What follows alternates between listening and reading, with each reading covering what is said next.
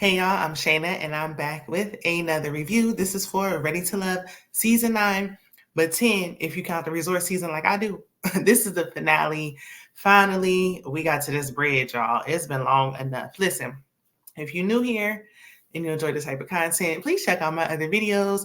If you hear some noise, I got a toddler. Okay, she doing what she want to do. Okay, now I was supposed to have this review out yesterday, but I told y'all I was being grown. I was outside. Okay, I was out having fun, so this had to wait.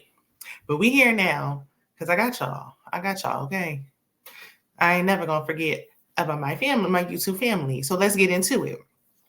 So the cast has a Before the Bridge barbecue. And the reason why we really had this barbecue was for Lauron and Maya to hash out their differences because nothing else went on at all.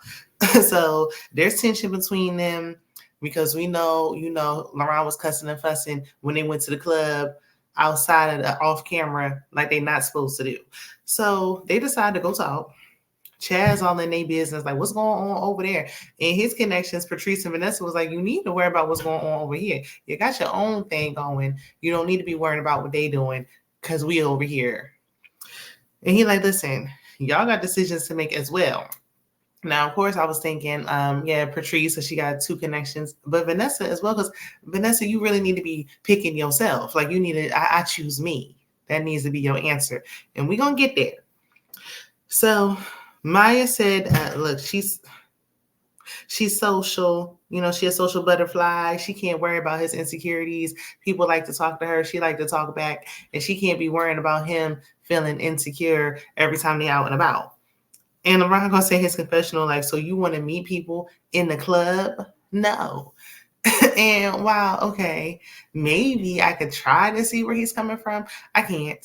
Y'all aren't together.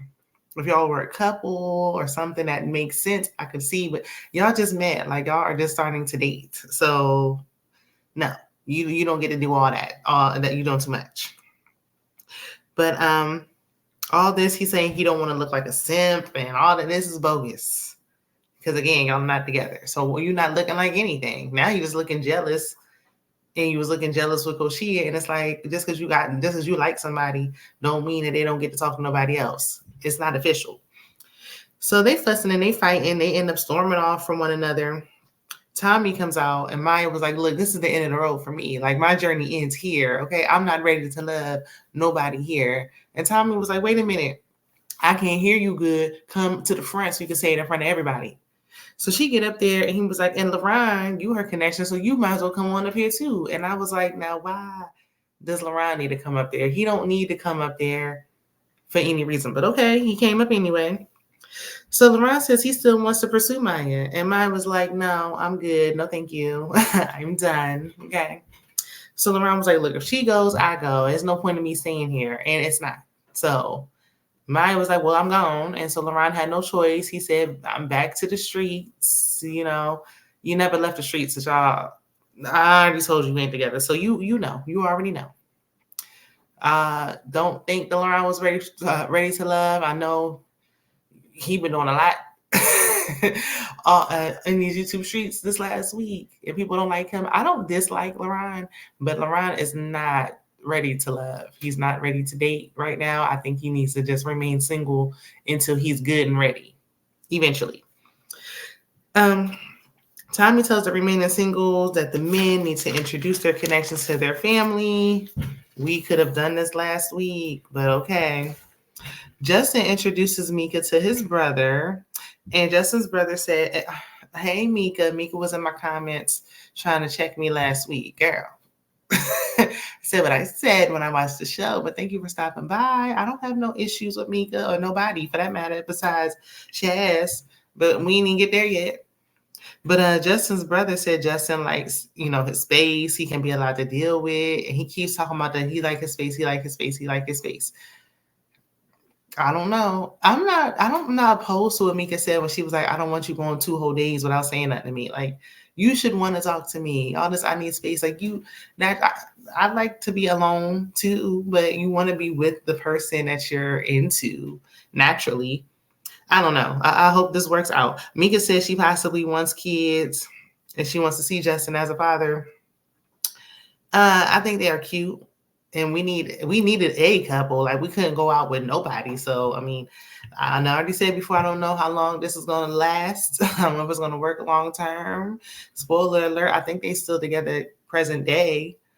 Um, but I just don't know if Justin's ready. Like it's hard to tell if he's really serious because he just be saying stuff that like he think people want to hear.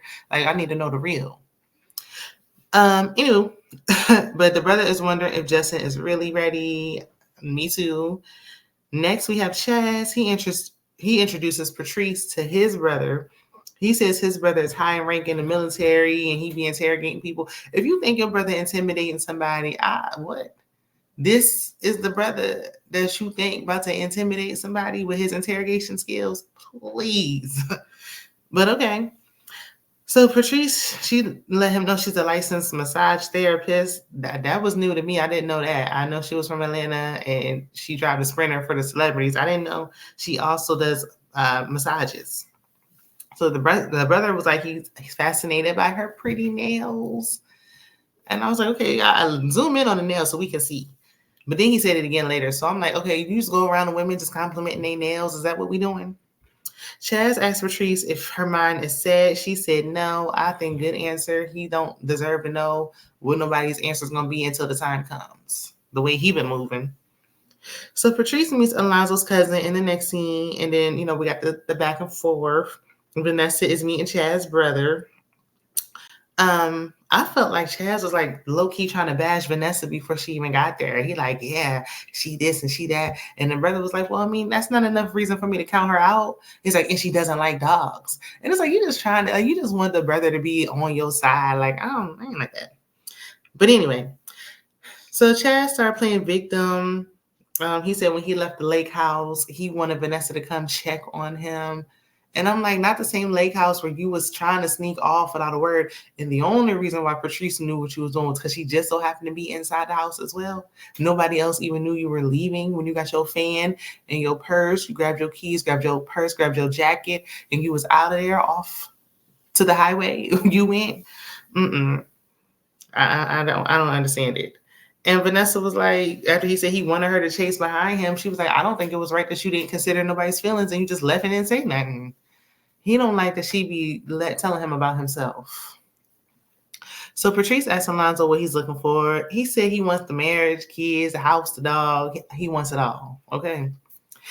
Patrice said, look, I've lived in a house for many years. I ain't been in an apartment in a long time. And I guess that's why she thinks Chaz may be the more stable option. I get it. Everybody loved Chaz's house. I mean, he had a nice home. I didn't see anything so special where they was like, I gotta get with Chaz for his house. Like that was crazy to me, but okay. Alonzo doesn't necessarily need a house. It's just him. Like he doesn't have any children or anything. So there's nothing wrong with him being in an apartment. So I don't know. For me, Patrice says she likes him younger and all these things. So it's like, do you want them established and full of life experience or not? You can't have both. Sometimes you can get a guy that's, how old is Alonzo? 35, and he's where he needs to be. But I mean, the fact that where he is right now makes sense for where he's at in life. He doesn't have a bunch of kids running around the apartment. Makes sense. Meanwhile, Chaz, he's gaslighting Vanessa. His brother asked about her other connections. He's like, don't you have other connections? And she was like, 2 is nowhere near 10. And the brother was like, touche. Can't say nothing about that. So Alonzo's cousin said he likes Patrice. Chaz asked Vanessa if she would choose him. And she was like, I don't know. And I'm like, stop asking people that. Who would you choose, Chaz, since you got so many questions? Okay. So brother once again was like, I love your nails, girl. And then Chaz's brother gave his thoughts after she left on the 2 women, and he wasn't no help at all. Didn't clarify nothing for me. So now it's time to meet at the bridge. Vanessa said after meeting with Chaz's brother, Chaz texted her the next day, like, good morning, beautiful. Like, then nothing happened. Like, he wasn't all tense and trying to throw her under the bus. Yeah, he wanted her to get back on his good side so he could be the one to try to embarrass her because he seems spiteful like that. So Vanessa tells Chaz that he's consistently chosen himself, Like, he don't be keeping her in mind. And he was like, I don't agree. And he was like, you worried about your needs, but you're not worrying about my needs, and it's not just about you. And the same thing could be said vice versa, Chaz. The same thing could be said about you, sir.